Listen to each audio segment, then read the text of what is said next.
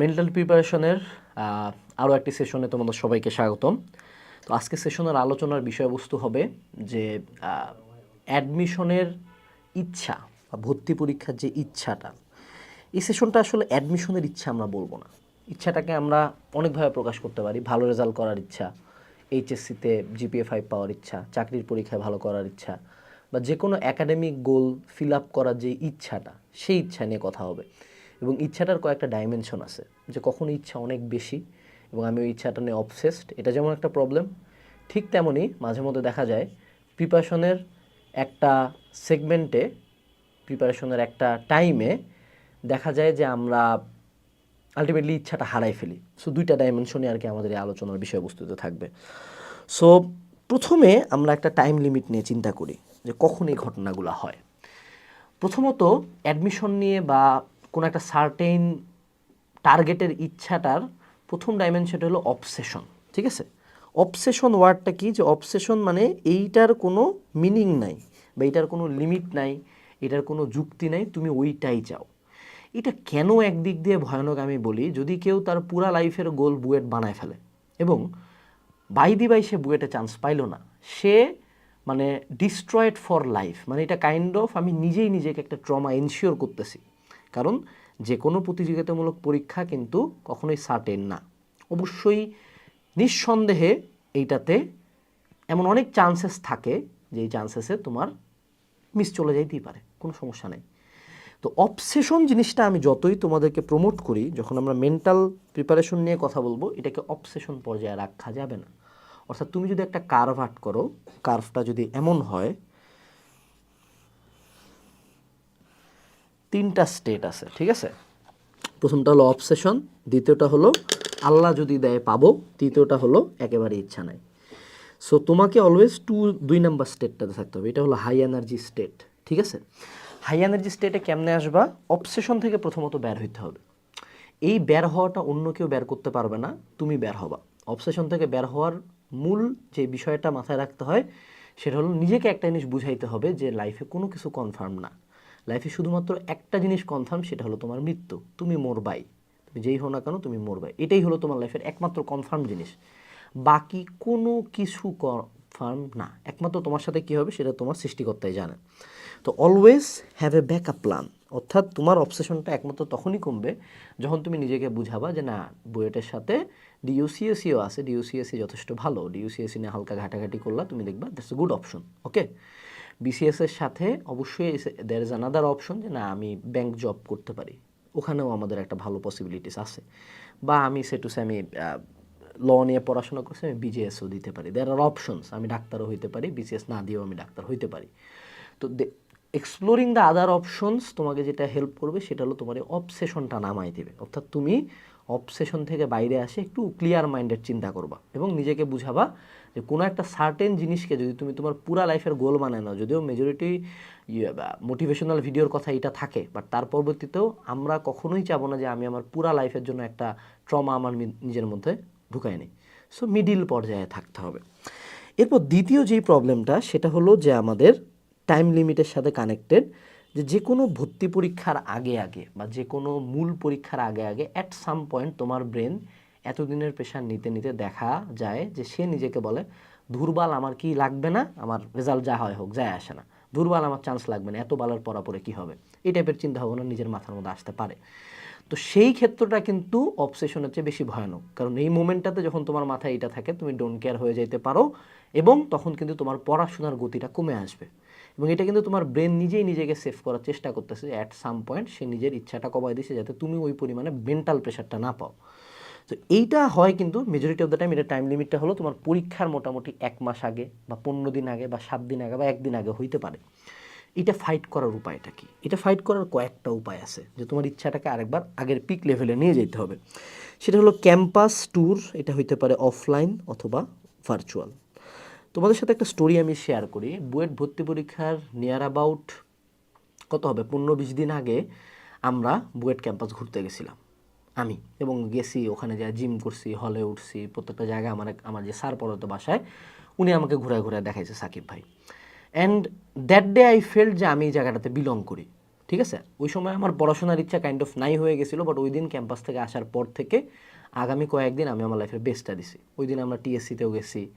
টিএসসিতে যাওয়ার পর আমার মনে হয়েছে যে এই জায়গাটাতে গোটা বাংলাদেশের টপ 3টা institution, Dhaka medical college, BUET এবং ঢাকা ইউনিভার্সিটির স্টুডেন্টরা এই জায়গাটাতে একসাথে হয়। 3টা ভার্সিটি কিন্তু পাশাপাশি একই এলাকায়। সো আই থট যে এই জায়গায় তো গোটা বাংলাদেশের সবচেয়ে মেধাবী স্টুডেন্টরা থাকে, অবশ্যই নিঃসন্দেহে থাকে, আমিও এটার পার্ট একটা হইতে পারি। সেটা আমাকে মোটিভেট করছে। অনেক হয়তো বা ক্যাম্পাস ট্যুর দিতে পারবে না, ভার্চুয়ালি অনেক ভিডিও আছে, ডিইউ ক্যাম্পাস ট্যুর, অনেক ভার্সিটির ভাইয়েরা ভিডিও বানায়, আমাদের পেজ থেকে অনেক ভিডিও আপলোড দেয়, এগুলো দেখবা, এটা তোমাকে অন্যরকম একটা উজ্জীবন দিবে। সেকেন্ড, সেটা হলো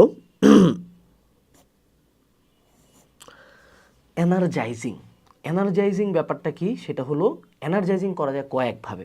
প্রথমত, তোমাকে কেন চান্স পাইতে হবে সেটার অ্যাসপেক্ট নিয়ে চিন্তা করতে হবে। তুমি যদি তোমার লাইফে কখনো গিভ আপ করতে চাও, অলওয়েজ বলা হয় যে তুমি এটা নিয়ে চিন্তা করো কেন তুমি স্টার্ট করছিলা, রিমেম্বার হোয়াই ইউ স্টার্টেড। তো ওই সময় স্টার্ট করার কয়েকটা গল্প থাকে। এক হলো রিভেঞ্জ, যে তুমি কাউকে দেখাই দিতে চাও তুমি কত বড় যোগ্যতা সম্পন্ন, কারণ তুমি তোমার লাইফে অলওয়েজ বেস্ট কিছু পাইতে চাচ্ছিলা, মানুষজন তোমাকে অলওয়েজ ছোটো করছে, অপমান করছে। So revenge can be a good motivation. এই জন্য আমার সাথে খারাপ কিছু হইলে এটা আমি আমার মাথার মধ্যে বসাইনি, যাতে টাইম মতো এটাকে আমি ক্লিকে ইউজ করতে পারি।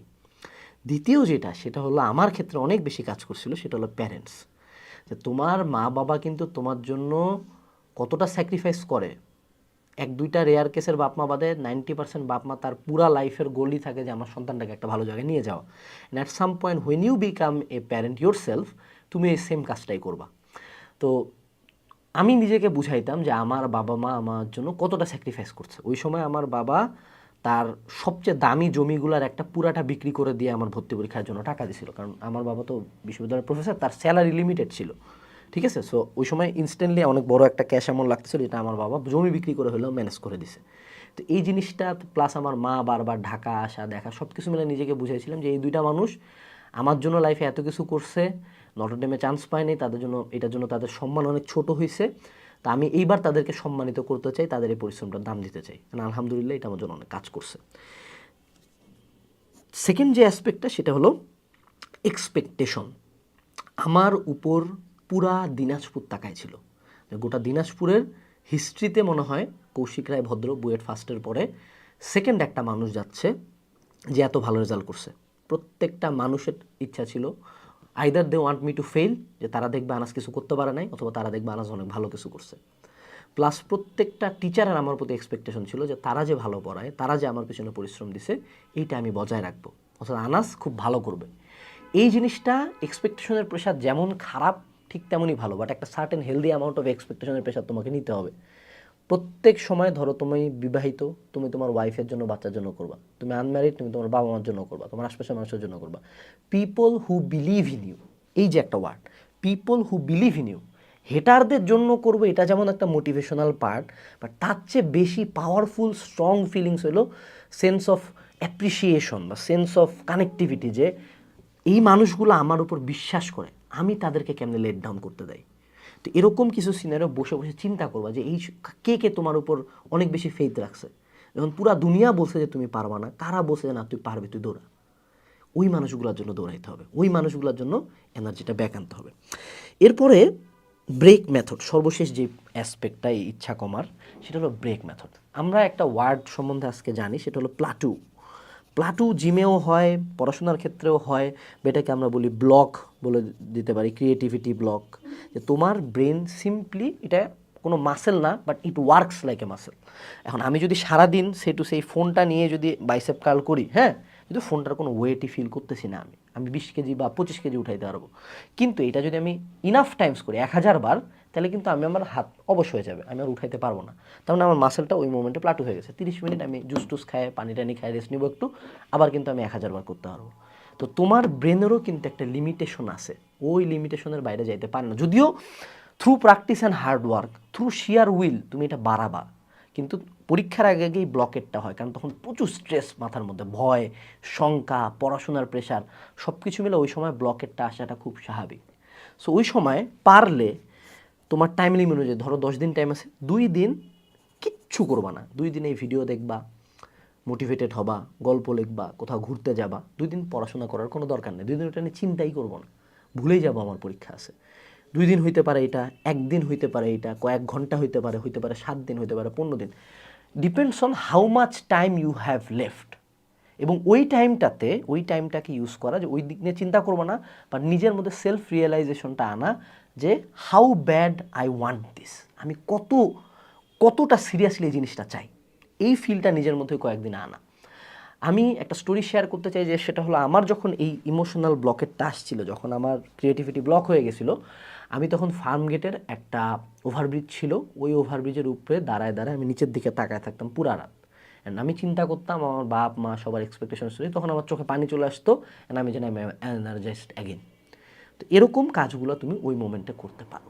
তো overall these are the aspects, যে তোমার গোলের প্রতি ইচ্ছা কমে যাওয়া বা ওভার অবসেশন থেকে কীভাবে বের হবা।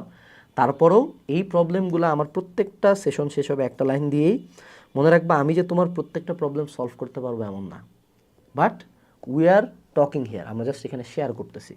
সো তুমি আমার সাথে শেয়ার না করে অন্য কারোর সাথেও শেয়ার করতে পারো। Always try to reach out to someone যে বুঝে তোমার ব্যাপারটা, যে তোমাকে জাজ না করে বুঝবে। এবং আমাদের এই সলিউশনগুলো যতগুলো বলছি, এগুলো এক একটা করে অ্যাসপেক্ট, এই অ্যাসপেক্টে তোমার কাজ হইতে পারে, ডাজেন্ট মিন হবে। তোমার জন্য যে স্পেশালাইজড অ্যাসপেক্ট, এটা তোমাকে ক্রিয়েট করতে হবে ট্রাই করে করে। যেমন হইতে পারে কারো বাইসেপ কারলে বাইসেপ ভালো ফিল হয়, কারো বারবেল কারলে হয়, কারো ডাম্বেল কারলে হয়, কারো পিচার কারলে হয়। দ্যাট ডাজেন্ট মিন কোনো একটা এক্সারসাইজ খারাপ, ওর মাসেলটা ওইটার জন্য ডিজাইনড, ওর মাসেলের ইনসারশনগুলো ওটার জন্য designed. So best of luck, next সেশনে দেখা হচ্ছে।